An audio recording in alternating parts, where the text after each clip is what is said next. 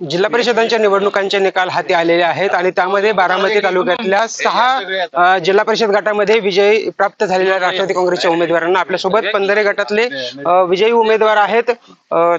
मंगेश पाटील, काय सांगाल? आज तुमचा विजय झालाय, नेमकं काय भावना आहेत?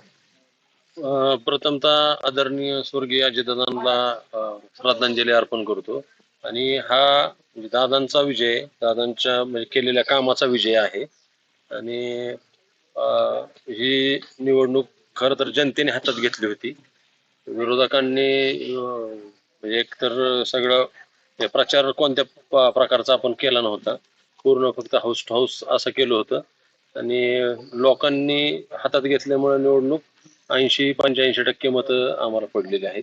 आणि हे सगळं हे आहे ते मी अजितदादांना हे करतो, म्हणजे हा विजय. तुम्ही अजितदादांचा वारसा सांगताय, पण अजितदादा तुमचे वडील जे आहेत ते अजितदादांचे कट्टर विरोधक म्हणून ओळखले जायचे. दादांनी तुम्हाला आपलंसं केलं आणि उमेदवारी दिली होती. पूर्वीचा काय किस्सा होता किंवा कसं अजितदादांच्या विरोधात तुमचे वडील जे आहेत ते निवडणूक लढवायचे? 92 साली एक जिल्हा परिषदेची निवडणूक झाली होती. ती खूप म्हणजे गाजलेली निवडणूक होती. आमच्या वडिलांचं चिन्ह सायकल होतं. आणि त्याच्यानंतर परत 97ला कारखान्याला म्हणजे कारखान्याच्या पॅनल मधून आमचे वडील विजयी झाले. तेव्हा 92ला थोडक्या मताने आमच्या म्हणजे पतभाऊंचा पराभव झाला होता. त्याच्यानंतर 2002 साली पतंग हे चिन्ह होतं. तेव्हा पण आमचा थोडक्या मताने पराभव झाला होता. तर त्याच हे भरून काढण्यासाठी दादांनी मला उमेदवारी दिली होती. ते पाहण्यासाठी खरं म्हणजे वडिलांची इच्छा पूर्ण झाली. ते पाहायला दादा पाहिजे होते. दादांचं पण असं दुःखद निधन झालं, ते असं वाईट वाटतंय खूप. कारण पंधरे गटातून तुमच्या उमेदवाराला प्रचंड विरोध होता किंवा सगळ्या घडामोडी घडत असताना अजितदादांनी तुम्हाला उमेदवारी देण्याचा निर्णय घेतला.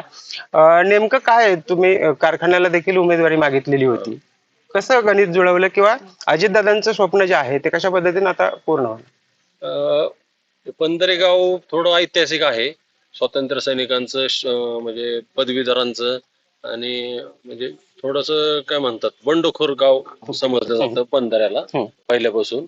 आणि मग आमचं उमेदवारी मागताना प्रत्येक जण ज्या त्या ताकदीने मागतो आणि उमेदवारी डिक्लेअर झाल्यावरती सगळेजण काम पण करतात.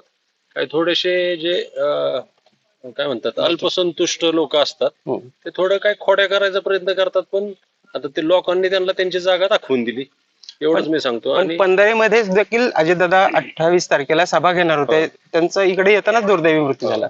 कसं नेमकं काय भावनिक वातावरण निर्माण झालं किंवा काय? आदल्या दिवशी मला फोन आला होता दादांचा की म्हणले वातावरण चांगलं आहे, थोडं पदाधिकाऱ्यांचं थोडस काय मेसेज येत आहेत ह्याचे त्याचे. तर म्हणले पण काय अडचण नाही, उद्या आल्यावरती आपण थोडं म्हणजे मी बोलतो काय सभेत बोलायचंय ते.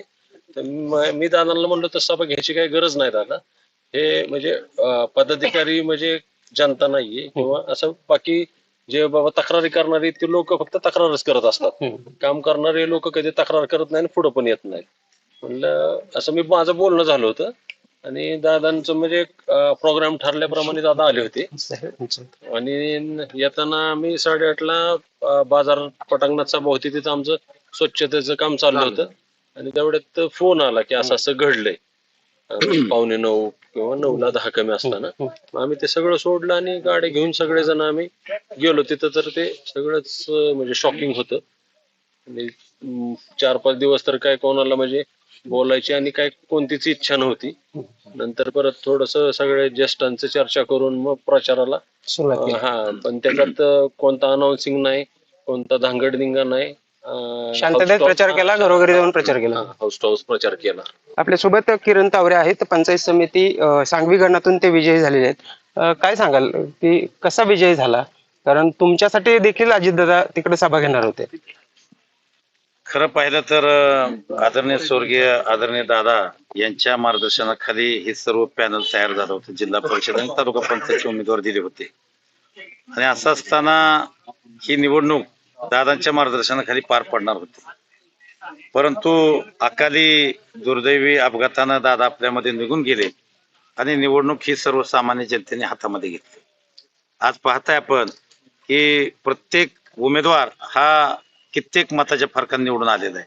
म्हणजे सर्वसामान्य महिला असतील, आमचे ज्येष्ठ नागरिक असतील, युवक असतील, या सर्वांनीच ही निवडणूक हातामध्ये घेतली. विजय संपादन झालाय, काय भावना आहेत? अजितदादांशिवाय ही पहिलीच निवडणूक तुम्ही पार पाडलेली आहे, कारण यापूर्वी तुम्ही राष्ट्रवादीचे तालुका अध्यक्ष म्हणून अगदी सुरुवातीला अजितदादांबरोबर काम केलेलं होतं. काय फरक जाणवतोय? कारण दादांशिवाय निवडणूक असणं किती वेदनादायक, क्लेशदायक आहे. हा विचारच येऊ शकत नाही. काय आहे, की जवळपास 28 वर्ष झालं मी दादांच्या बरोबर काम करतोय. म्हणजे ही निवडणूक ही पार पडलेली आहे, परंतु जरी निवडून आलो तरी दादांच्या आठवणीशिवाय वेळ जात नाही, क्षण जात नाही. आणि म्हणून ही जी विजयाची दूर आहे ती दादांना समर्पित करतो. जनतेने जी आदरांजली श्रद्धांजली दादांच्या प्रती वाहिलेली ही ते मताच्या रूपातनं दाखवून दिलेली. निश्चितपणानं दादांनी बारामतीकरांच्यावर प्रेम केलं, बारामतीकरांनी दादांच्यावर प्रेम केलं. हे अविरतपणे चालू होतं, परंतु नियतीला पाहवलं नाही. तरी यातून मला असं वाटतंय की आदरणीय वहिनीसाहेब असतील, आदरणीय पारदादा असतील, आदरणीय जयदादा असतील, यांच्यावरती विश्वास ठेवून ही बारामतीची जनता निश्चितपणे त्यांच्या पाठीशी राहील असा विश्वास. पण मग यापूर्वी तुम्ही तुमच्या मेसेज देखील जिल्हा परिषदला त्यांनी काम पाहिलेलं आहे. अजितदादांची विकासाची घोडदौड त्यांना माहिती होती, तुम्हालाही देखील माहिती आहे. एखादं काम हक्कानं घेऊन गेले ना तर अजितदादा तितक्या तत्परतेनं करायचं. आता काम नेमकं कोण करेल? सुनेत्रा वहिनींवर तेवढा तुमचा ट्रस्ट आहे किंवा वहिनी करतील असं वाटतंय? नाही, खरं पाहिलं तर बऱ्याच कार्यकर्त्यांना किंवा बाहेर लोकांना माहित नाही, परंतु आदरणीय वहिनी साहेबांचं गेली 25-30 वर्ष काम आहे. ग्राम स्वच्छता अभियानाच्या माध्यमातून, एन्व्हायरमेंट फोरमच्या माध्यमातून ग्रामीण भागाच्या कानाकोपऱ्यामध्ये वहिनी साहेबांची ओळख आहे. वहिनी साहेब कार्यकर्त्यांना ओळखतात, जवळून ओळखतात. त्याच्यामुळे मला वाटतंय की ह्या संपूर्ण कुटुंबियामध्ये आदरणीय वहिनी साहेब निश्चितपणे कणखर आहेत. त्यांनी हे सर्व दुःख बाजूला ठेवून बारामतीच्या जनतेच्या प्रेमापोटी हे संपूर्ण धोरा हातामध्ये घेतलेले आणि दादांचं कार्य निश्चितपणे ते पुढे नेतील. आदरणीय पारदादा सोबतील आहेत, जयदादा आहेत. त्याच्यामुळं मला वाटत नाही की त्याच्यामध्ये काय अडचण येईल, परंतु जे दादा आहेत ते दादा आहेत आणि दादांना कोणी विसरू शकत नाही. तुम्ही काय सांगाल? तुम्ही काही मधल्या काळामध्ये शरद पवार गटामध्ये सक्रिय होता आणि शरद पवार गटामध्ये सक्रिय असताना तुम्ही आता राष्ट्रवादीला सपोर्ट केलेला होता, घड्याळाच्या चिन्हावर उमेदवारी लढले होते आणि तुम्ही एकत्रित आला होता. वस्तुतः आम्ही शरद पवार गटाने सर्व फॉर्म भरले होते, परंतु आमच्या नेत्या आदरणीय सुप्रियाताई, आदरणीय शरद पवार, युगेंद्र दादा यांचा आम्हाला निरोप आला की आपल्याला दादांबरोबर बसायचे. आणि दादांबरोबर बसल्यानंतर दादांनी आम्हाला सांगितलं आपण आता सर्व एक झालो आहे, तर जे मी करेल ते तुम्ही अंतिम समजा, असं दादांचं आम्हाला वाक्य होतं. आणि नंतरनं 26 तारखेला मला दादांनी पुण्यामध्ये बोलवून घेतलं. मंगेशनी बोलणं करून दिल्यानंतर माझी ती शेवटचीच भेट झाली. दादांनी सांगितलं तुम्ही काळजी करू नका, मी सगळं व्यवस्थित करतो, थोड्याच दिवसात आपलं सगळं चांगलं होईल, माझा विश्वास ठेवा. मी दादांना म्हणलं दादा 5 कोटीचा स्टॅम्प लिहून देण्यापेक्षा तुमचा शब्द हा खूप महत्वाचा आहे. दादांनी दिलेला शब्द हा महाराष्ट्रात कोणालाही माहिती आहे, ते कधी बदलत नव्हते. त्यामुळं आम्ही सर्वांनी हिरिरीने भाग घेऊन राष्ट्रवादी काँग्रेस पक्षाचा प्रचार एकमुखाने केला आणि आज त्याचं फलित सगळ्यांचं म्हणजे आदरणीय दादांचं काम असेल, आदरणीय साहेबांचं काम असेल, सगळ्यांच्याच कामाची पोचपावती आज मिळाली असं मला वाटतं. या निवडणुकीनंतर म्हणजे महानगरपालिकांच्या निवडणुकीनंतर राष्ट्रवादी दोन्ही मर्ज होणार होत्या, एकत्र येणार होत्या. आता काय होईल? 12 तारखेला ची घोषणा होणार होती असं देखील सांगितलं जात होतं. आता काय तुमची भावना काय आहे नेमक्या? दोन्ही राष्ट्रवादी एकत्र आले पाहिजेत? 100% एकत्र आले पाहिजे. जर भविष्य काळात ह्या भाजप सारख्या भस्मासुराला जर ताकदीला फाईट द्यायची असेल तर दोन्ही राष्ट्रवादीने एक येणं ही काळाची गरज आहे आणि हेच दादांचं स्वप्न होतं आणि ते स्वप्न सर्वांनी पुरं करावं असं मला वाटतंय.